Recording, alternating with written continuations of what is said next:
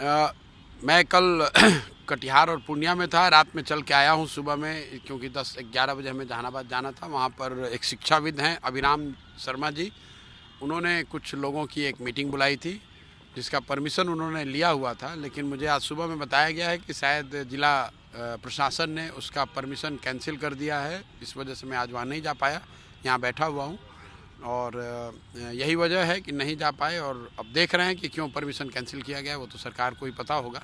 देखते हैं, फिर मीडिया को बताएंगे। क्या इंटेंशन कुछ पॉलिटिकल था या ऐसा ही कुछ कारण से? नहीं भाई, मैं कोई पॉलिटिकल पार्टी तो मैंने बनाई नहीं है। जन स्वराज के नाम पर ही मैं जो रोज़ लोगों से जाता हूँ, मिलता हूँ। जो आज बैठक थी वो भी एक विद्यालय के प्रांगण में थी। अब उसको क्यों रोका है, पहले परमिशन उसका था, जो आयोजक हैं उनके पास इसका परमिशन था।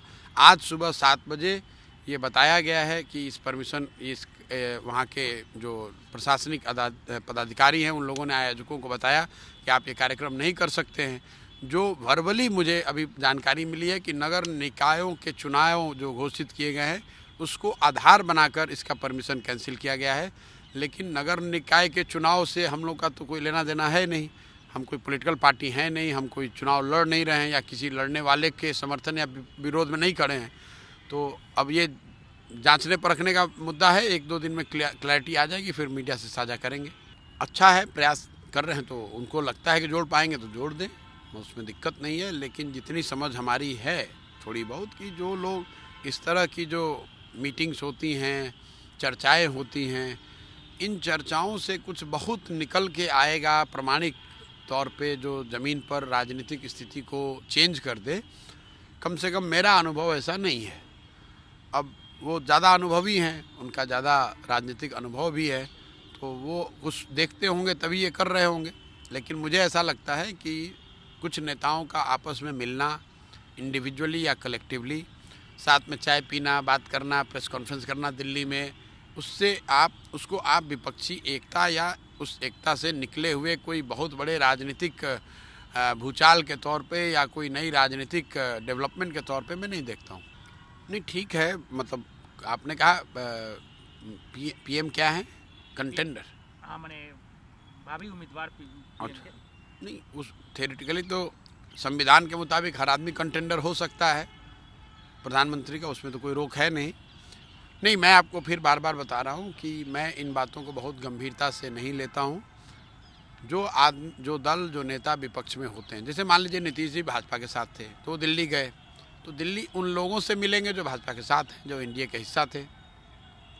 अभी 1 महीना पहले वो भाजपा को छोड़े हैं, तो अब वो उन दलों से मिल रहे हैं, उन नेताओं से मिल रहे हैं जो भाजपा के विरोध में हैं।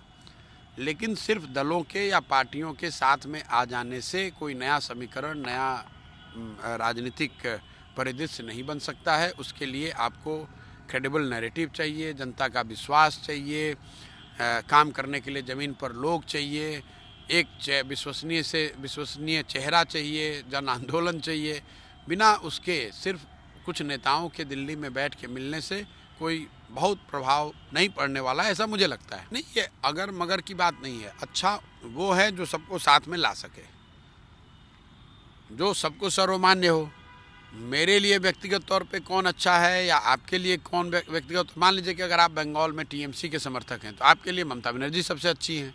अगर आप बिहार में जदयू के नेता हैं, जदयू के समर्थक हैं, तो आपके लिए नीतीश कुमार अच्छे हैं। अगर आप तेलंगाना में केसीआर की पार्टी से, टीआरएस से आते हैं, तो आपके लिए केसीआर जी अच्छे हैं। अच्छा वो है जो सबको सर्वमान्य हो।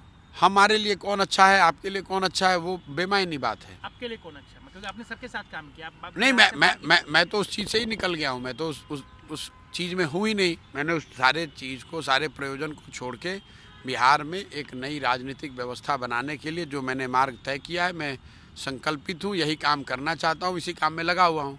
आप देख लीजिए कि मई में मैंने प्रेस वार्ता के जरिए इसका अनाउंस किया था, 5 मई को। उसके बाद मैं बिहार के बाहर जाता नहीं हूँ। मैं किसी दल नेता से मेरे मिलने का कोई मतलब नहीं है। जो लोग ये काम कर रहे हैं, जो लोग दलों में हैं, जिन्होंने अपना इसको काम बनाया है या ये जिम्मेवारी ली है, ये उनकी जिम्मेवारी है कि वो इसको कैसे करेंगे। हम लोग तो बाहर से बैठ के देख रहे हैं।